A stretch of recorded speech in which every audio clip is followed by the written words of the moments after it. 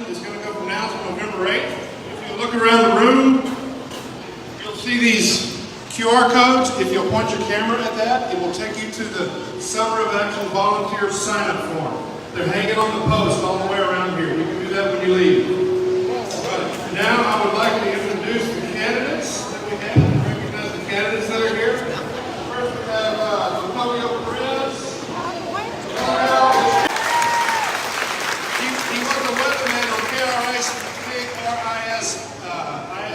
TV for 15 years, so he's well known, has very good recognition, and we're proud of him. He's a candidate. He's a native Texan, a UT Longhorn.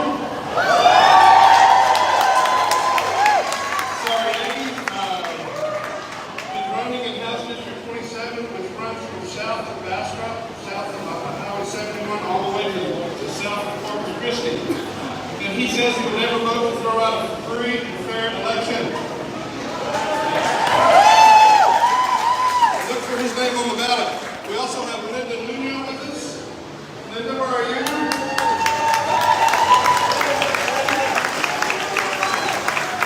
Linda had a little fender bender on the way over here today. She had a wreck with the airbags and the blood and everything, but she's okay. We're happy to have her. She's running for Texas Congressional District 10.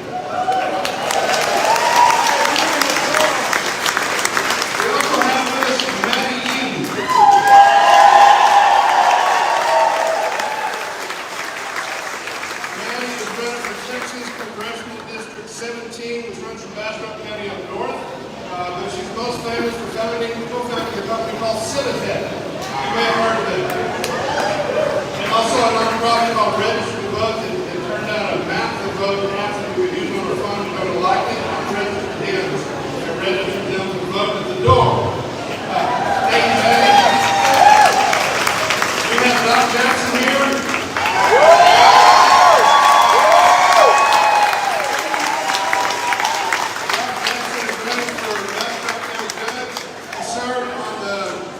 City Council for 3 decades, but his biggest claim to fame is that he started his political life going door to door for Hubert Humphrey. He must have been in kindergarten. Willie Culberson is also with us.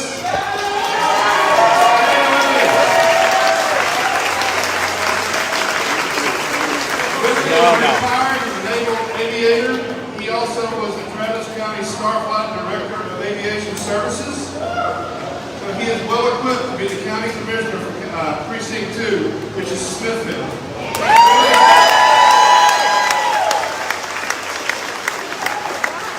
Cheryl Reese, our County Commissioner candidate for Precinct 4.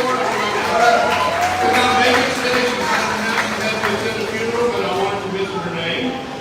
We do have another Cheryl in the house, Cheryl Lee.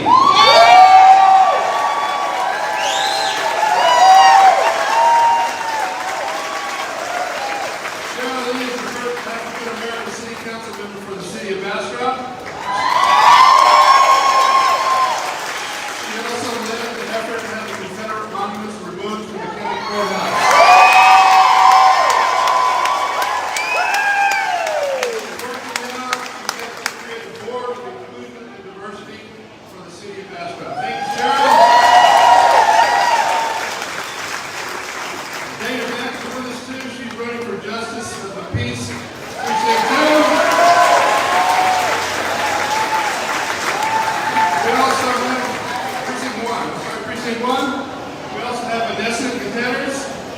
She is running to be the president of Caldwell County Dems. Vanessa, are you here?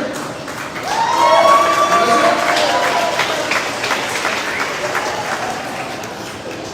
And last but not least, Alfredo Munoz is here with us. He is the county chair of the county of Caldwell.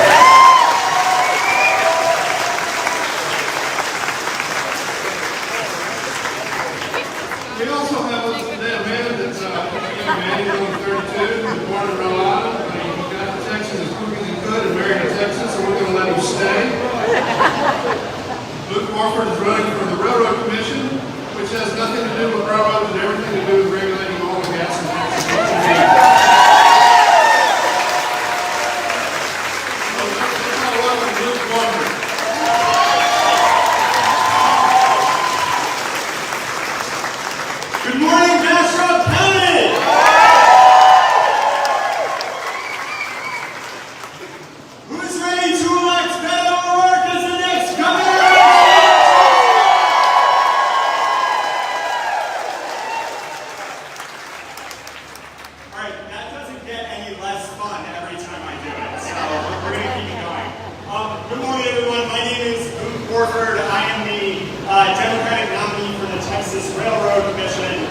which, as Steve said, has nothing to do with railroads, but actually regulates the Texas oil and gas industry, which makes it one of the most important elected offices in the state for our environment, for our economy, and for our ability to keep the lights on. I'm 32 years old. I'm the youngest Democrat to run statewide in more than 30 years.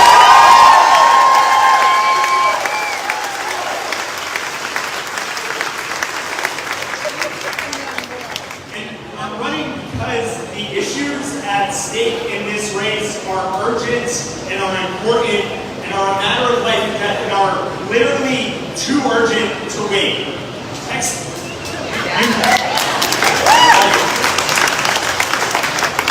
Texas is the largest greenhouse gas emitter in the United States because the Texas Railroad Commission doesn't enforce the rules on flaring and venting and tapping orphan wells.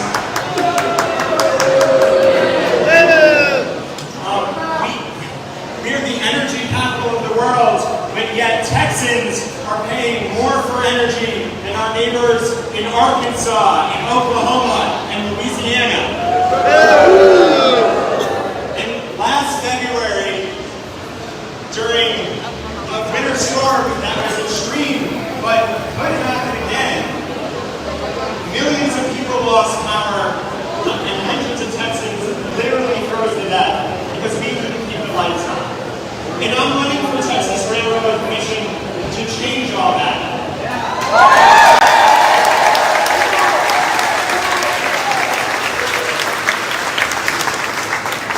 I'm running to lower our emissions. I'm running to reduce the prices that you all are paying for energy. And I'm running to make sure that what happened last February never happens again.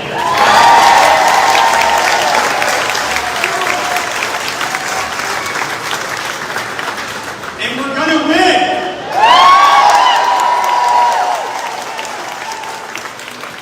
And we're going to win because of all of you, because of the work you're going to do this year, because of the work you're doing, because of Beto's leadership, because the best statewide ticket that we have had in decades this year, we are going to win.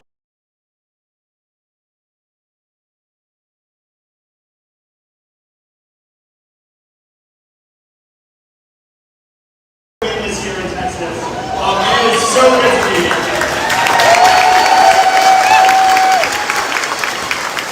Now, it's my honor to introduce Maddie Eden,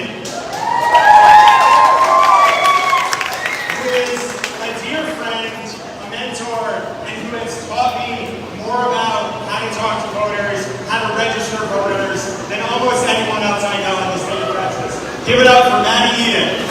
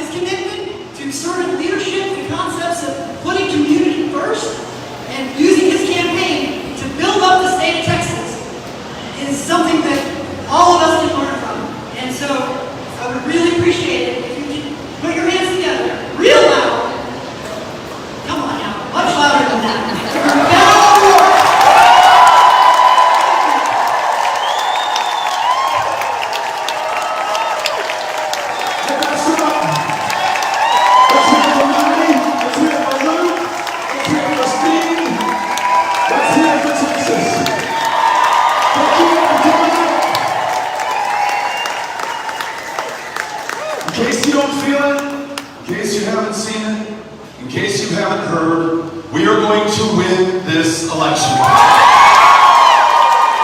going to win because we are fighting for every woman to make her own decisions about her own body, her own future, and her own health care right here in Texas. We're going to win because we're going to make sure that we fix the grid, and the lights work, and the heat turns on, and the water flows, and we reduce your utility bills because we connect our grid with the national grid. We weatherize, we winterize every part of the system we have. And those energy traders and pipeline CEOs who stole $11 billion from us last February while you were freezing in your homes, we're going to make sure we get those $11 billion back and return it to the ratepayers right here in the state of Texas. We're going to win because we are fighting for, we are fighting right by those educators, those school teachers, those counselors, those librarians in our public schools who right now in Bastrop County are getting paid $11,000 less than the national average, who right now have to contend with a high stakes, high pressure, standardized test that in no way effectively measures the potential or promise of that kid in front of them or the effort that she's expending. We're going to win because we're going to cancel the STAR test and let you get back to focusing on these kids. We're going to treat you with the dignity and respect that you've earned and that you deserve. And when you retire, we're going to make sure that there's a cost of living adjustment every single year going forward to keep up with inflation in the state of Texas. If you're struggling to be able to see a doctor or see a mental health care provider in a state that ranks dead last in the number of insured, it's 51st in America in the ability to see a mental health care provider. So bad that too many of our friends, our neighbors, our family members with untreated schizophrenia, bipolar disorder, clinical depression, who do not right now qualify for Medicaid, will try to get arrested on purpose to be taken to the one place they're guaranteed any kind of care right now. Not only is that immoral and unacceptable to every single one of us, it is so damn expensive, $120 a night to keep someone locked up who for a fraction of the cost can see consistent preventative care and be healthy enough and well enough to go to work, to start a business, to raise their families, to run for office. That's why we're going to expand Medicaid in the state of Texas, $10 billion a year coming into the state, connecting people with care, reopening shelter clinics and hospitals in rural Texas. And the kicker is, you bring that $10 billion back of our federal income taxes that we have paid up, we will lower your property taxes here in Bastrop County. Because we're no longer on the hook for uncompensated care for those who are not lucky enough, or wealthy enough, or fortunate enough to have insurance in this state. It is not for lack of resources that we don't already do this today. This is a $2 trillion economy. It's the 9th largest on the planet right now. The biannual budget of the legislature is $250 billion. We just have to decide if we're going to be there for one another right now. And then when we extend this help to those who are struggling and sometimes suffering and all too often dying because of our lack of political will, not only will they be able to do better, all of us are going to prosper and benefit as a result. It's time for us to get back to being who we are at our best. Not Democrats, not Republicans, not independents, but Texans, Americans, human beings who are trying to love and treat each other, even in the hero as we try to follow human beings. Because right now in this state, we have a governor who is intent upon telling you who you're supposed to be afraid of, who you're supposed to hate next, who wants to distract us with this made-up division that is not natural to who we are. I mean, when a reporter asked the governor about the grid and the fact that we're each paying $45 more per month because this genius couldn't keep the lights on in the energy capital of the world, and why he hasn't fixed fixed it yet. While we're going into this next winter, hoping that we are lucky enough to survive it, instead of answering the question, they'll say, watch out, look at the border. There are Mexicans who are invading right now. Take matters into your own hands, be very afraid. We're going to put a wall up, we're going to bust into Washington, D.C. We're going to involuntarily activate 10,000 members of the National Guard right here in the state of Texas, giving them about a week to say goodbye to their kids, to their families, to their communities, to their jobs, for what? He's in no way made that situation on our border better, but he's distracting us with the big things that we should be able to do together. It's the same with Child Protective Services. Unfortunately, here at Bastrop, you know all too well the consequences of this failed system. 6 years ago, a federal judge here in Texas, Judge Jack, said, Mr. Governor, with all due respect, these kids are emerging from this system more damaged than when they went in. Just in January of this year, 6 years later, she says, that situation I first described to you has gone from bad to worse. In fact, we've lost the lives of 100 kids in the custody and care of the state of Texas just since the year 2020. Tonight, in some CPS offices, those kids in that program will be sleeping in the hallways, under the desks, atop the tables, again, not for lack of resources, but for political will. And when that governor privatizes our care for our foster kids, they end up in facilities like the privatized one right here, where we fear they may be trafficked, they may be abused, and they may be exploited. But ask the governor about that, and he's going to say, look out, there are transgender kids in your schools right now. Their parents are child abusers. CPS, the governor says, instead of fixing these problems for those 32,000 kids in your care, I want you to go pursue the parents of every transgender child in Texas and pursue them for child abuse, the consequence of which that accusation is sustained.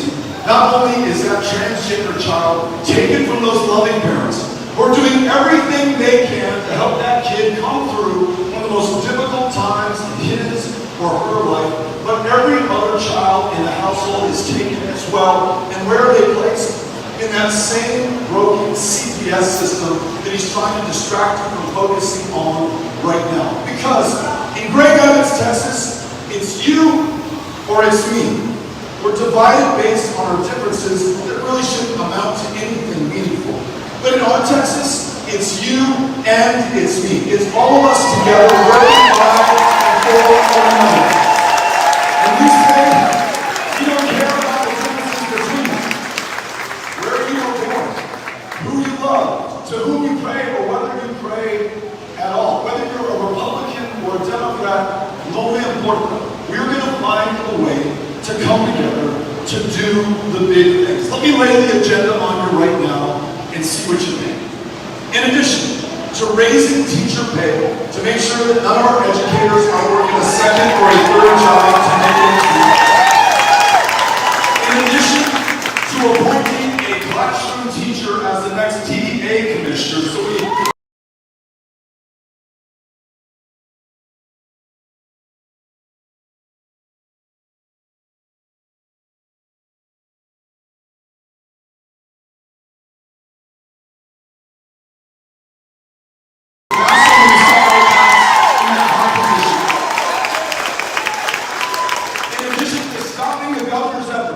take our public tax dollars out of our public school classrooms and turn them into vouchers and send them to private schools.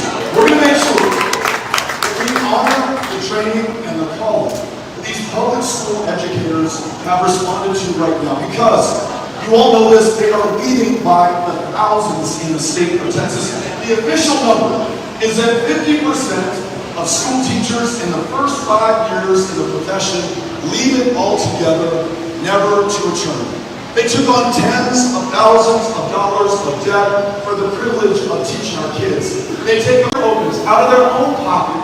They're going to pay for up in the same pair of dirty jeans, that same dirty t-shirt, probably the same dirty socks and joints as well.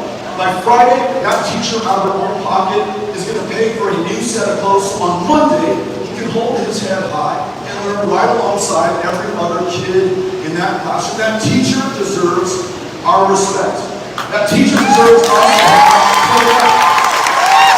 That teacher can no longer be attacked or vilified by this government, told by somebody who's never spent a second teaching kids in that classroom what version of United States or Texas history she's allowed to teach. I want to make sure we tell the full, true, accurate story of who you are and how you got here and where we go from here. In addition to that, can we just make sure that in this extraordinarily wealthy and blessed state, that we're using our resources to make sure that everybody is able to get ahead? That means whether you're here in Bastrop County, or where we were yesterday in Victoria, or where I live in El Paso, that we fund the needs that we have in our communities to ensure that we're creating the jobs that our young people, our kids, and our grandkids are looking for. Because we want to give them every reason to stay right here in Bastrop, and not to have to move to Austin, or Dallas, or London, or Tokyo, or anywhere else on the planet, to be able to live to their full potential and to fulfill their promise. That means investment in things that shouldn't even have to be talked about in the year 2022, like broadband internet in every single part of this state, and broadband internet that you can actually afford. Our governor vetoed something called the Universal Service Fund that subsidizes rural broadband and telephone in Texas. We've seen bills go up $50 a month, $125 a month for people to be able to get online. Now, for the cattle raisers who are here, for those who are in the business of agriculture or ranching or farming, producing the food that we depend on, try getting what you raise to market if you can't get online. Try finishing your education if you can't get online. Try starting a business if you can't use the internet. If you're lonely and single, try finding a date tonight if you cannot get online. We owe one another every opportunity to succeed. And that means investment in infrastructure, which creates better jobs in every one of our communities. It means raising the minimum wage from $7.25 an hour to $15 an hour. It means supporting unions and workers and the right to organize in the state of Texas. To learn that trade or that skill that will make you competitive for the duration of your life, give you a sense of purpose and fulfillment that you might not otherwise be able to find. But it also means this: if you are living with a significant disability in the state of Texas, if you are the parent of a medically complex child, or a child who's in special education right now in one of our great public schools, right now, when that kid graduates, she will be on an 18-year wait list for state-supported services.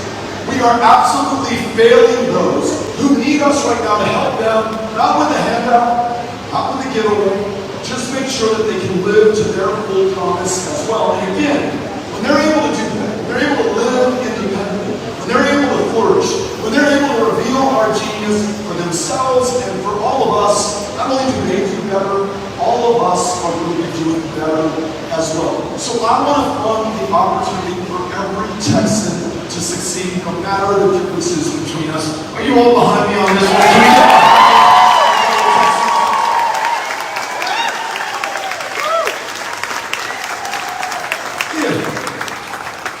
If you are part of the LGBTQ community in the state of Texas, I want you to know that you're in the right state. But I forgive you if you're beginning to wonder whether that is true. In a state whose legislature, the Republican majority, is proposing a Don't Say Gay bill next year, in a state where it is perfectly legal, though it's not okay or all right by me or by you, to fire somebody based on their sexual orientation, or deny them the ability to adopt because they're in a same-sex household, in a state that's going to follow the lead of Justice Clarence Thomas, who said in the Dobbs decision that Roe versus Wade, that next on the chopping block is contraception, following that is same-sex intimacy, meaning that they're going to revive the sodomy laws in the state of Texas, and following that is marriage equality. And that just sounds crazy and ridiculous and like it will never happen. Think about what you were thinking about 5 years ago whether Texas would ever have a complete ban on abortion with no exception for rape and no exception for incest. They told us they were coming for our rights, they came for our rights, and they took them. We have to make sure that we're vigilant now going forward. If you're gay in the state of Texas, I want you to know you're in the right state. We're going to fight for you. We're going to have your back.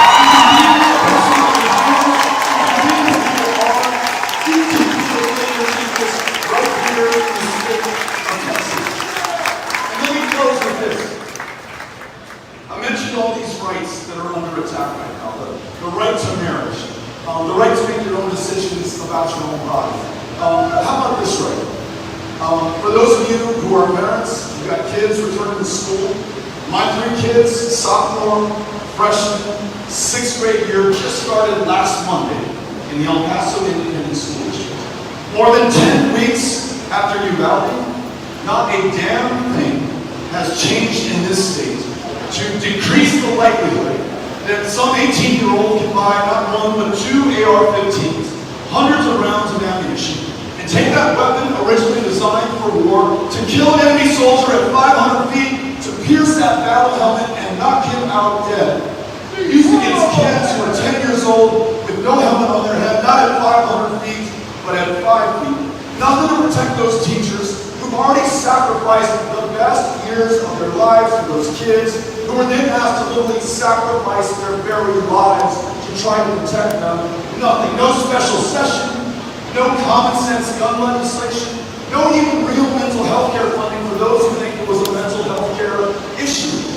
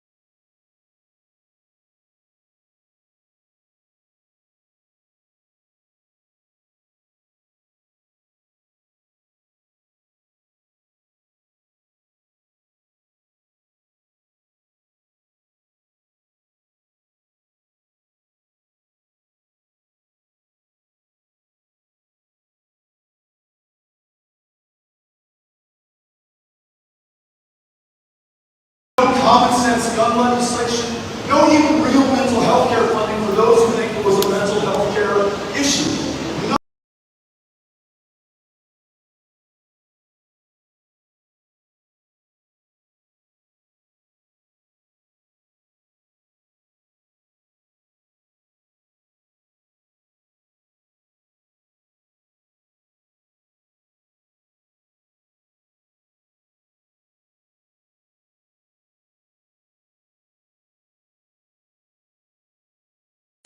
And ethnic lines. A 3-judge federal panel describing this student ID at the University of Texas to do the same. We understand that we have our work cut out for us. This is where we all come in. The only way we're going to win this against that kind of voter suppression and voter intimidation is to sign up to knock on doors. It's not easy. It's real warm out there, you can tell already. But the people who are waiting for us need us to show up. When political scientists ask those 7 million people, why did you vote in 2020? Number 1 reason given is that no one asked them to. When they've been the targets of this kind of suppression and intimidation, when they've rewritten the rules of the road to make it that much more confusing and difficult to vote in the state of Texas, we can't judge or blame people who do not. We've got to literally show up and be there for them. There are a number of people in yellow vests who surround you here in this hall. They have clipboards with them, and they will sign you up for a block walk. That means knocking on someone's door to introduce yourself from your own heart, with your own words. Tell them why this election is so important to you. And with your own ears, listen to them about what's most important in their lives and connect them to voting either early in October or on election day, November 8th. I guarantee you, they may not see the TV ads we run. They may not follow us on social media. They may not open that piece of mail that we send them. It will just collect dust on our kitchen table with all the junk mail that comes in.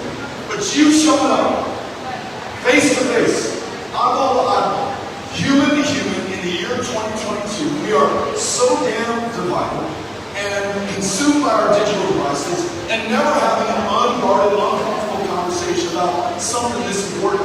That breaks through. And that's how we win. And imagine this. Imagine those people that Greg Abbott and the Republican majority have cynically decided are not going to vote in this next election. They've drawn them out. The targets of the suppression and intimidation. Imagine that we are showing up at their doors at scale by the millions across the state. And there are already 83,000 volunteers who signed up to do exactly what I'm asking you to do today. Imagine we show up on those doors. And the very people who they intended to draw out our democracy are the very ones who provide the margin of victory on the night of November 8th. Yeah. You all with me on this? Yeah. You ready to knock on these doors? That's how we get to win this election. That's why I'm so grateful that you came out today. Looking forward to what you have to say. We've got another microphone here. Let's go out there and win this. Let's win this for Texas. Let's win this for each other. Let's win this for Bastrop. Let's win this for God.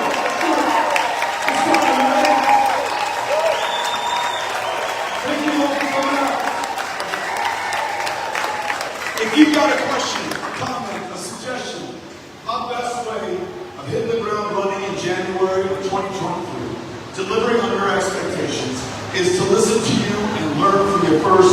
Cynthia Connell right here has a microphone. She'll bring it to you if you raise your hand. We'll get as many voices in as we can. Ms. Connell, you're on. Okay, I'm going to make my way around, but first I'd like to recognize Ms. Linda Nuno. She's a congressional candidate for District 10.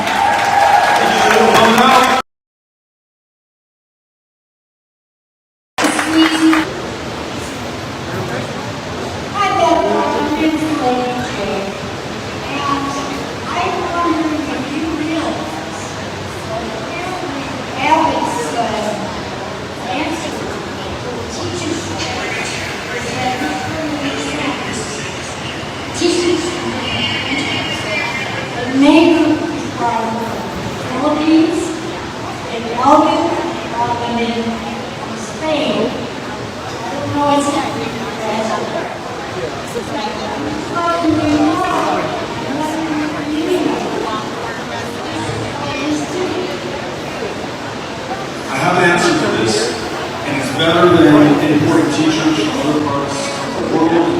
If you come here to our country to make it better, do better for yourself, we welcome it. We're grateful for it. But how about paying the teachers here at Bastrop $11,000 more?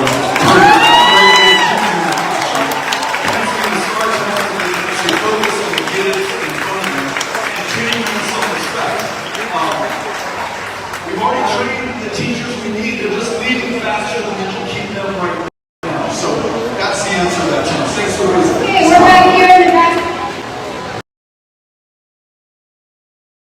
Hi. When you become governor, what can you do to get our rights back? Here's a reminder, because the question is, what are we going to do to get our rights back? And I named a number of them that are under attack right now. And sometimes we go through this Stockholm syndrome, where we believe what those in power tell us we are capable or incapable of doing. Right? You heard this is a red state, it's never going to change. It's the most conservative state in America. Well, says who?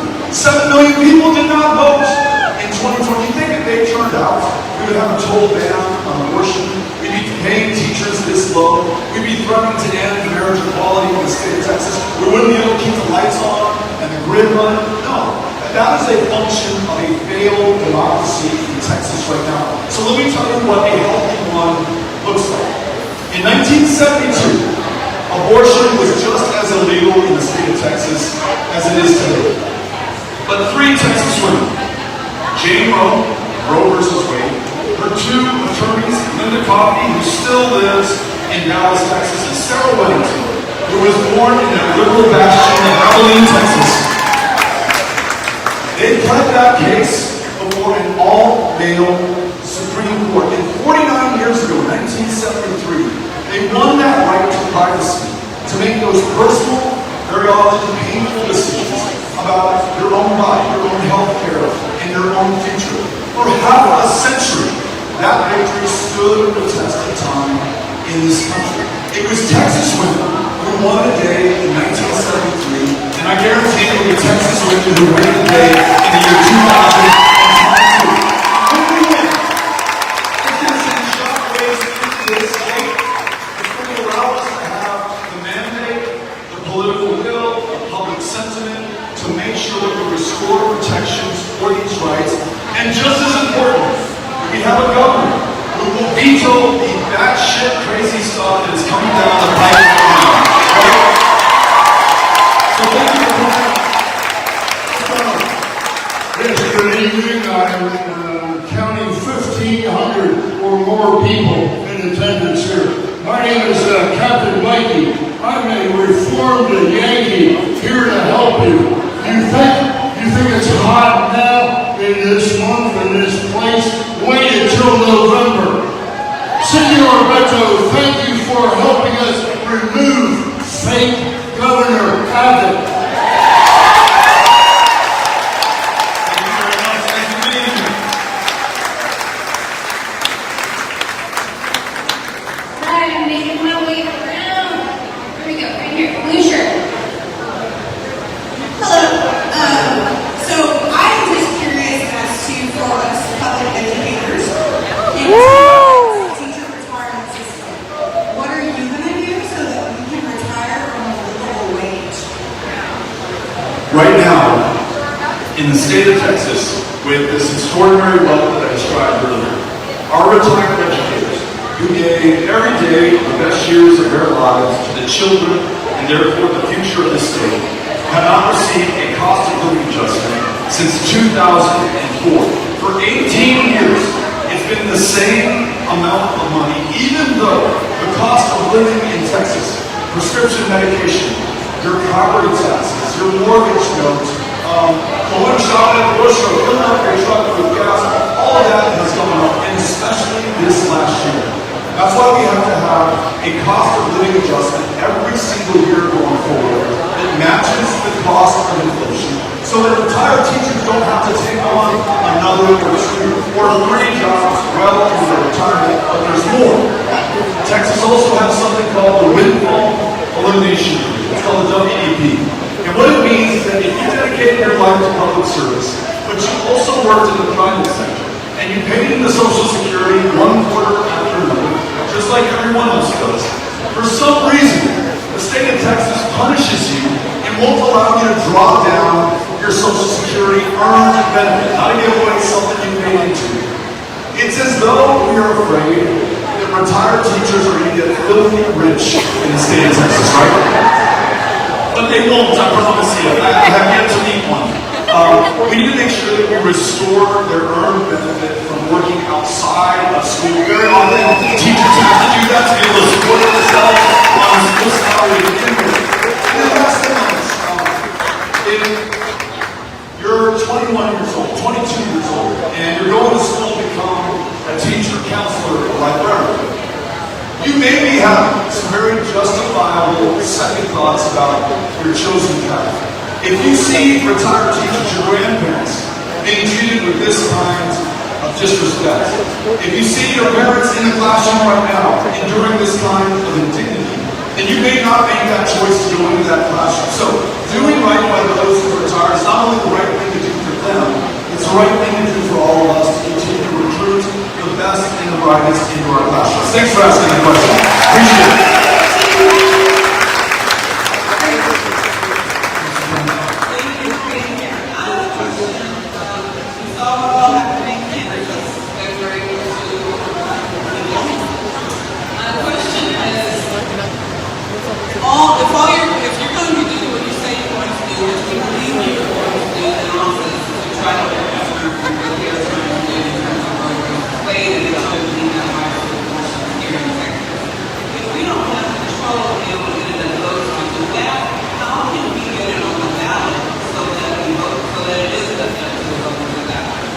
question. Ms. Cotton?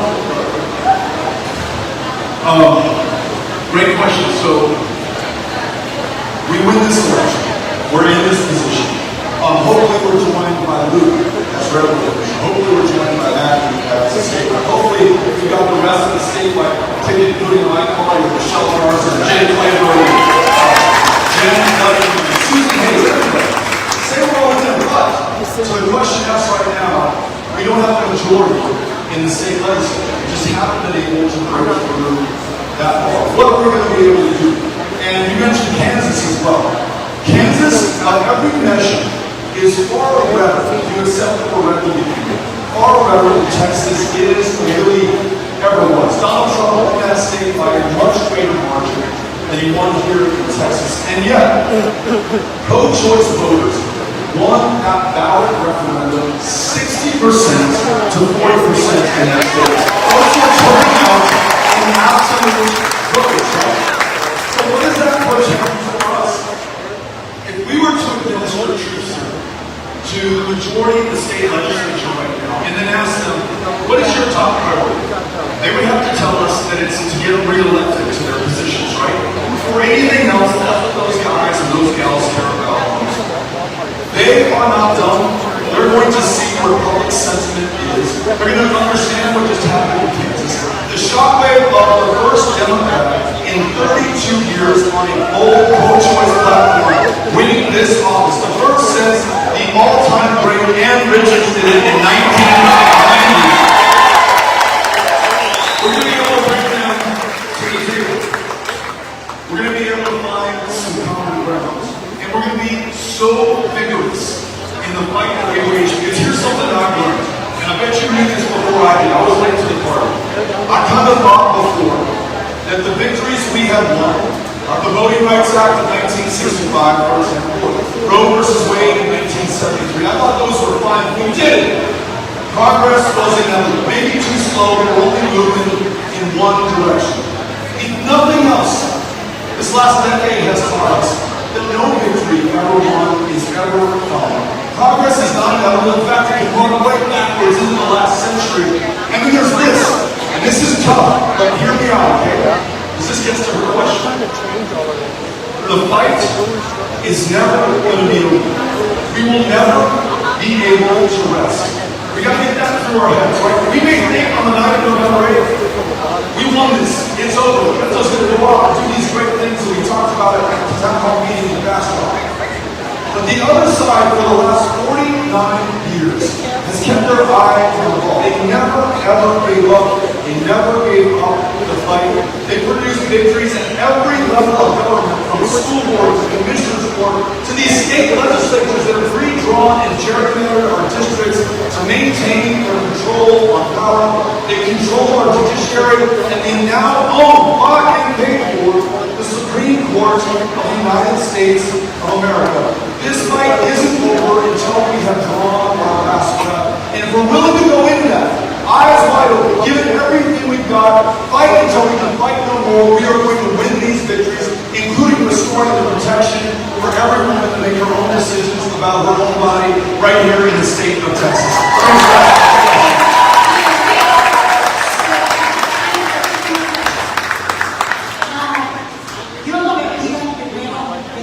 Gracias. Ahora, yo quiero decirle que yo cuando hubiera una ley donde se obligue a los privados con HIV de recibir el rezago de plástico de ellas, porque estoy contaminando la contaminación. Es todo. Gracias. Mira, necesitamos trabajar juntos con todos en este tema de reciclaje, en HIV, en el medio ambiente que tenemos aquí, el aire, la tierra, la agua que tenemos. Y necesitamos hacer más, mejor al respecto del clima. Y es la responsabilidad de todos, pero más importante, el gobernador, el comisionado del Railroad Commissioner en Spanish. Pero Carides, pero gracias por subir este tema aquí en este momento. Es algo más importante que tenemos aquí. Gracias a ustedes.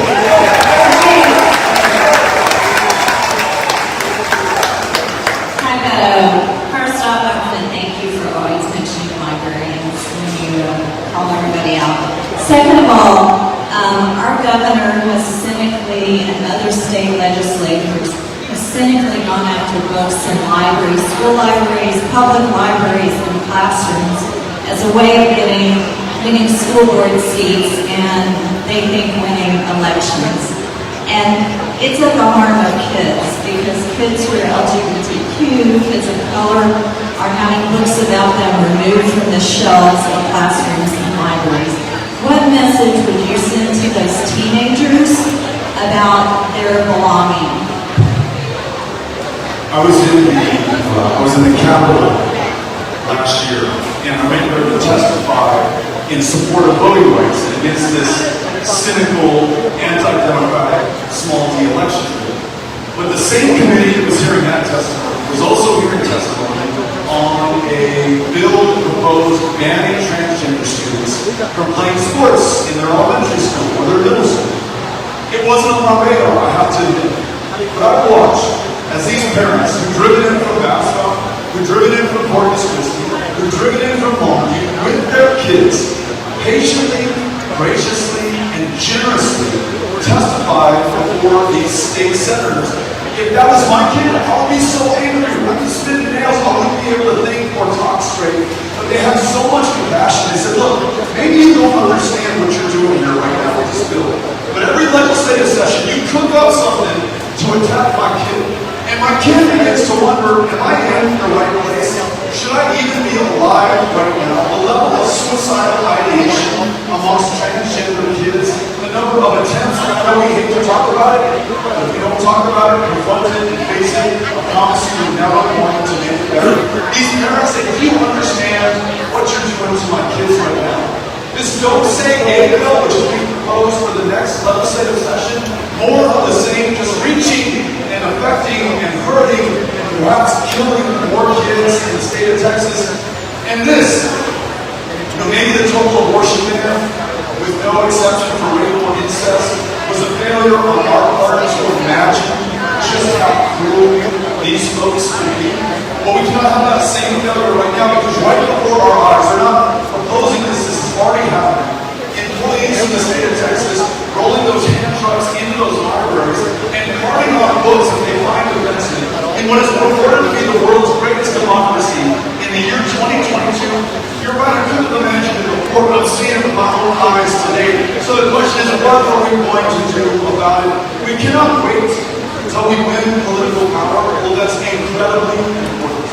But I just want to say to every kid who's part of the LGBTQ community in the state of Texas, we, and I included, have your back. We're going to fight for you. You're in the right place. You're going to be able to enjoy every single right that every other Texan has today.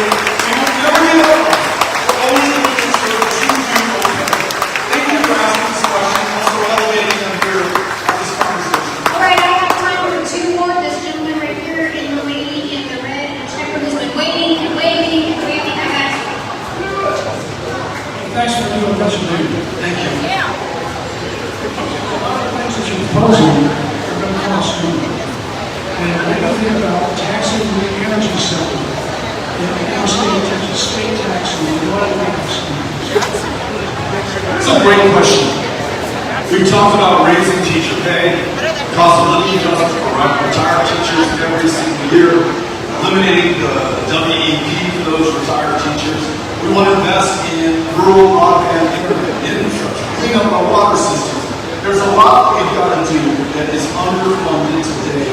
How in the world are we going to find the resources? You mentioned the energy sector.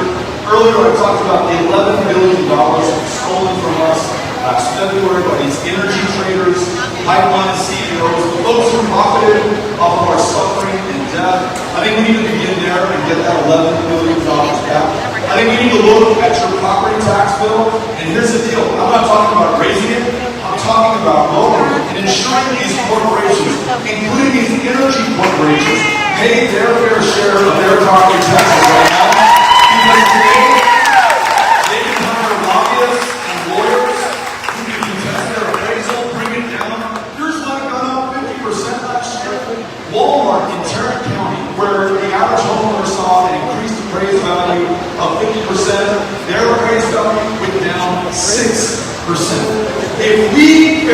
tax these corporations at the same rate, in the same way that we're taxing homeowners and renters who pay property taxes through their rent, we raise another $4 to $6 billion.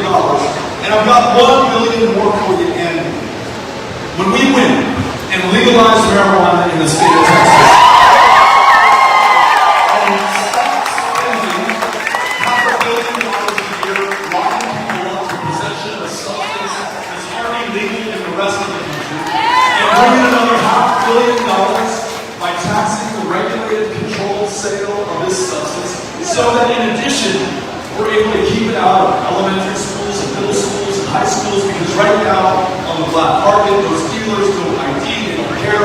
If you have the cash, they were willing to sell it to you. That's another $1 billion to the positive right here in the state of Texas. So whether it's these energy traders and pipeline companies or corporations, or making sure that we legalize marijuana and tax it, we have the resources and the revenues to get it done. Thank you for asking. I appreciate it.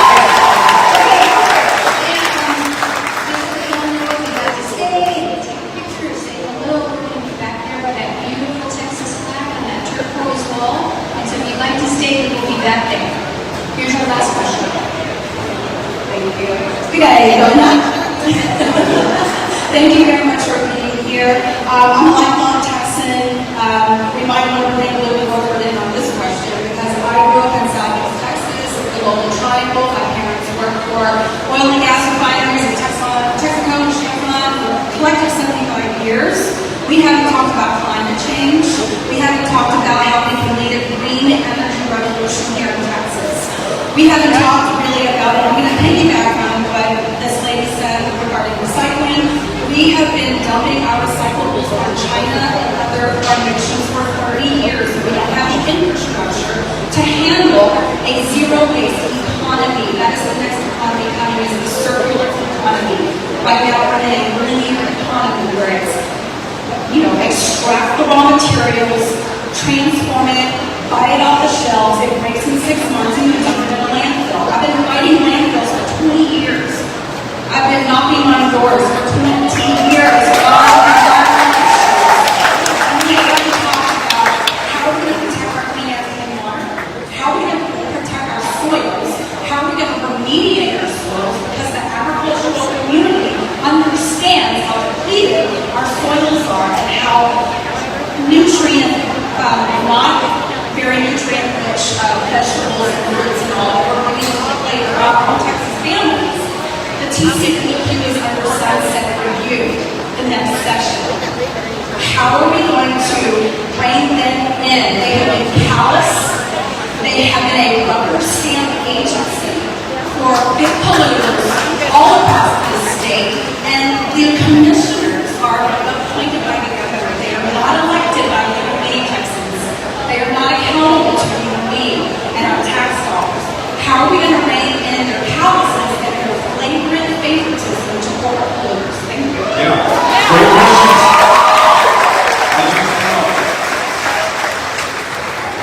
So no state, and Luke said this at the outset, no state understands climate change the way that we do. Just came from parts of the state that are undergoing historic droughts right now. They didn't last for days, or weeks, or months. They're lasting for years with no end in sight. I was just in a part of the state of Victoria and Houston and Port Arthur and Beaumont that saw more rain drop from the sky in a 48-hour period than has ever fallen before in the entire history of North America, or at least as long as we have written records of what's falling from the sky. So we are enduring the consequences of this, perhaps like no other people in the United States. We also, because of the innovation and ingenuity, especially in energy, have the skills and the experience and the expertise to meet this challenge, unlike any other parts of the planet. So I was just in Port Arthur and Beaumont, as I mentioned, and we were not too many miles from the spindle top, which really began the first part of the energy revolution last century in this state, in this country. But at Lamar University, they are doing the next generation innovation around geothermal, which you know has a one-to-one skill set match of oil and gas drilling.